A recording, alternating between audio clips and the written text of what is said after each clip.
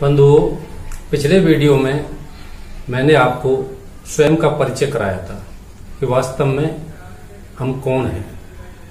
अब इस वीडियो के माध्यम से मैं आपको परिचय कराना चाहता हूं कि हम अपने मन की शक्तियों का प्रयोग किस तरीके से करते हैं। लेकिन उससे पहले मैं आपसे कुछ प्रश्न पूछना चाहता हूं। क्या आप इन प्रश्नों के उत्तर जानते हैं? क्यों एक व्यक्ति दुखी जीवन जीता है जबकि दूसरा व्यक्ति बहुत ही सुखी जीवन जीता है? क्यों एक व्यक्ति जन्म से ही बीमार होता है जबकि दूसरा व्यक्ति जन्म से ही स्वस्थ रहता है?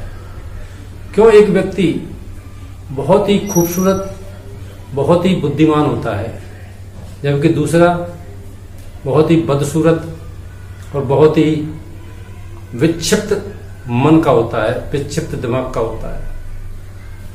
क्यों एक व्यक्ति सफलता के शिखर पर पहुंच जाता है जबकि दूसरा व्यक्ति बहुत मेहनत के बावजूद भी अपने आप को निष्फलता की खाई में पाता है? क्यों एक व्यक्ति बहुत ही धार्मिक प्रवृत्ति का होने के बाद भी, बहुत ही सेवा भावी होने के बावजूद भी बहुत दुख और कष्ट पाता है, जबकि दूसरा व्यक्ति जो अधार्मिक प्रवृत्ति का होता है, जो हमेशा दूसरों को दुख देता है, जो हमेशा किसी भले काम को करता ही नहीं है, और ऐसा व्यक्ति सुखी रहता है? क्यों एक स्त्री शादी के पश्चात सुखी जीवन जीती है जबकि दूसरी स्त्री, उसी की बहन, शादी के पश्चात बहुत ही दुखी जीवन जीती है, बहुत ही तंग और परेशान जीवन जीती है? क्यों एक व्यक्ति महलों में रहता है जबकि दूसरा व्यक्ति जीवन भर झोपड़ी में अपना जीवन काटता है? क्यों एक व्यक्ति बहुत ही संपन्न और धनवान होता है जबकि दूसरा बहुत ही गरीबी का जीवन जीता है? क्या आप बता सकते हैं इन प्रश्नों का उत्तर क्या है? क्या कारण है?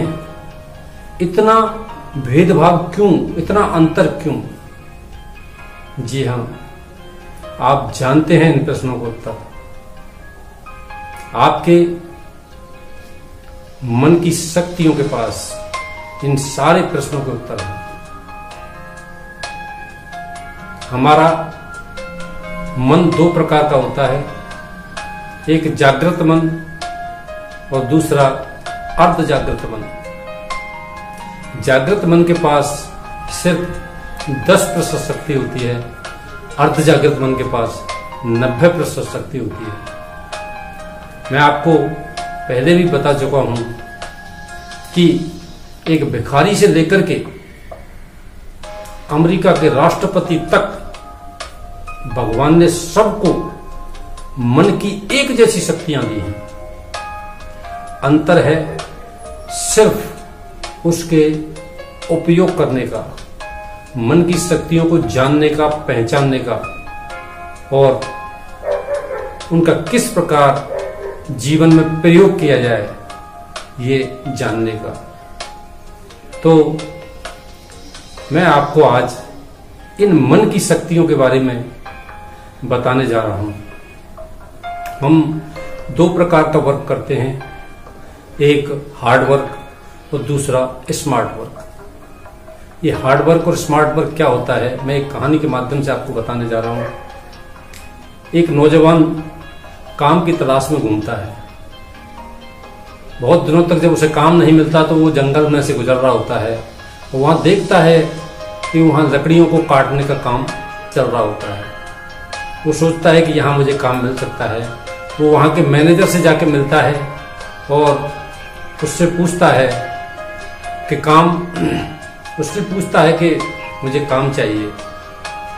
जब मैनेजर कहता है कि यहाँ तुम्हें लकड़ी काटने का काम मिल जाएगा, तो वो कहता है मैं काम करने को तैयार हूँ। दूसरे दिन मैनेजर उसको काम समझा देता है और उसको एक कुल्हाड़ी देता है। वो कुल्हाड़ी लेकर के पेड़ काटने लग जाता है। बहुत ही उमंग उत्साह के साथ वो पेड़ काटता है और पहले दिन 7 पेड़ काट देता है। दूसरे दिन फिर सुबह वो काम पर जाता है, उसी उमंग उत्साह के साथ काम करता है, 6 पेड़ काटता है। तीसरे दिन फिर काम पे जाता है, उसी उमंग उत्साह के साथ पेड़ काटता है और 5 पेड़ काटता है।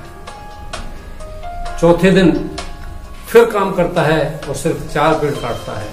इस तरीके से 7वें दिन वो उतनी ही मेहनत करता है, लेकिन वो एक पेड़ को काटने में ही सफल नहीं हो पाता। तब मैनेजर उसको देखता है कि ये लड़का पूरी मेहनत और शिद्दत से काम कर रहा है, कारण क्या है। तो वो उसको अपने पास बुलाता है और बुला करके उससे पूछता है, क्या बात है, तुमने पहले दिन 7 पेड़ काटे थे और आज तुम 7वें दिन एक पेड़ भी नहीं काट पाए। वो कहता है, मैनेजर साहब, मैं पूरी मेहनत से, पूरे उमंग उत्साह से काम कर रहा हूँ, पर पता नहीं क्या कारण है। तब मैनेजर ने कहा कि बच्चे, क्या तुमने कुल्हाड़ी की धार निकाली कि ये धार क्या होती है? मेरा तो इस तरफ ध्यान ही नहीं गया कि धीरे धीरे काम करते करते हमारे कुल्हाड़ी की धार कमजोर हो जाती है, इसलिए वो पूरी तरीके से पेड़ नहीं काट पाता। इसी प्रकार जब वो धार कमजोर हो जाती है, उस पर धार रखी जाती है और फिर वो उसी तरीके से काम करना शुरू कर देती है। ऐसे ही हमारा शरीर है एक कुल्हाड़ी और हमारा मन उस कुल्हाड़ी की धार है। हमें ये शरीर से जो काम करते हैं वो हार्ड वर्क होता है, और मन की शक्तियों से जब काम करते हैं तो वो स्मार्ट वर्क होता है। हार्ड वर्क और स्मार्ट वर्क, मसल पावर और बॉडी पावर, ये दोनों,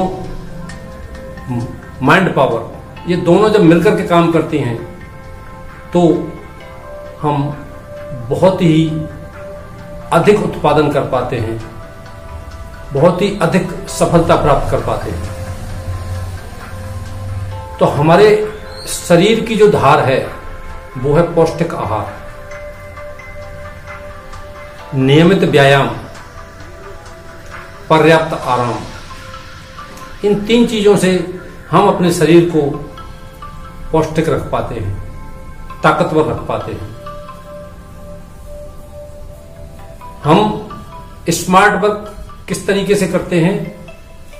सही दिशा में और सही तरीके से मेहनत करना स्मार्ट वर्क कहलाता है। मैं आपको बताऊं कि जब किसी ग्राउंड में फुटबॉल का मैच खेला जाता है और मान लीजिए उसमें कोई गोल पोस्ट नहीं हो, यानी कि लक्ष्य नहीं हो, तो वो कितना नीरस भरा हुआ मैच होगा, क्योंकि उसमें कोई गोल ही नहीं होगा। इसी प्रकार हमारे जीवन में जब तक कोई लक्ष्य नहीं होता तब तक हम सही दिशा में और सही तरीके से काम नहीं कर पाते। हमें लक्ष्य के लिए ये जानना जरूरी होता है कि जीवन में क्या बनना है, मुझे जीवन में क्या पाना है और मुझे उसके लिए क्या करना है। इन 3 बातों को तय करने के बाद ही आप जीवन में सफलता प्राप्त कर सकते हैं। सही तरीका है कि लक्ष्य प्राप्ति के लिए अपनी शक्तियों का वैज्ञानिक तरीके से प्रयोग करना। शरीर की शक्ति प्लस मन की शक्ति, इन दोनों को एक साथ मिला दिया जाता है तो बहुत ताकतवर आप बन जाते हैं और काम में जल्दी सफलता प्राप्त करते हैं। दिमाग और मन, ये 2 अलग अलग चीजें होती हैं। दिमाग हार्डवर्क कहते हैं इसको, हार्डवेयर। हार्डवेयर माने ये दिखाई देने वाली चीज, और सॉफ्टवेयर इसके अंदर जो मन होता है वो सॉफ्टवेयर होता है। जैसे हार्डवेयर एक कंप्यूटर हमें दिखाई देता है, लेकिन उसके अंदर जो सॉफ्टवेयर होता है वो हमें दिखाई नहीं देता है। लेकिन जब तक कंप्यूटर के अंदर सॉफ्टवेयर नहीं होगा तब तक वो काम नहीं कर सकता। तो कंप्यूटर में सॉफ्टवेयर, इसी प्रकार हमारे दिमाग में मन, ये दोनों चीजें उसी प्रकार काम करती हैं। जागृत मन और अर्ध जागृत मन ये किस प्रकार काम करते हैं, मैं आपको जागृत मन के बारे में बताने जा रहा हूं। इसके अंदर संवेदनाएं होती हैं, सेंसेज, हलचल होती है, विचार आते हैं, ये तर्क करता है, पृथक्करण करता है, एनालिसिस, आईक्यू का प्रयोग करता है, इंटेलेक्चुअल कोशेंट। ये मौके को पहचानता है, उस पर झपटता है, ये न्याय करता है, निर्णय करता है, ये अमल करना जानता है, इसके अंदर इच्छा शक्ति होती है। ये अर्ध जागृत मन का चौकीदार होता है। इस तरीके से हमारे जागृत मन के पास ये शक्तियां होती हैं। अर्ध जागृत मन किस तरीके से काम करता है? अर्ध जागृत मन जिसके अंदर असीमित शक्तियां होती हैं, यानी कि ये अद्भुत शक्तियों का भंडार है, इसका प्रयोग करना हमें आना चाहिए। पहले हमें यह समझना होगा कि अर्ध जागृत मन के पास कौन कौन सी शक्तियां होती हैं। ये स्मरण शक्ति का भंडार है, ये भावनात्मकता का अंक है, इमोशनल कोशेंट। ये ज्ञान का भंडार है, ट्रेजर्स ऑफ नॉलेज। समझदारी, बुद्धिमानी का भंडार है। इसके अंदर मानसिक घड़ी भी होती है, इसके अंदर मानसिक कैलेंडर भी होता है,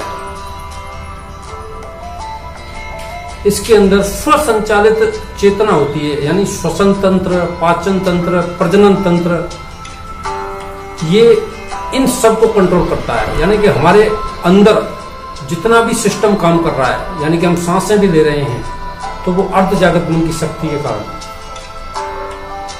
हमारा पाचन तंत्र काम कर रहा है तो वो अर्ध जागृत मन की शक्ति के कारण। प्रजनन तंत्र काम करता है तो वो अर्ध जागृत मन की शक्ति के कारण। इच्छा मृत्यु की शक्ति भी इसके पास मौजूद है। शरीर की वृद्धि कैसे होती है, यानी बच्चा जन्म लेता है उससे लेकर के और वो बुढ़ापे तक पहुंचता है, वो सारी शक्तियां अर्ध जागृत मन के पास मौजूद हैं। अब इन शक्तियों का प्रयोग कैसे करना है वो मैं आपको आगे बताऊंगा।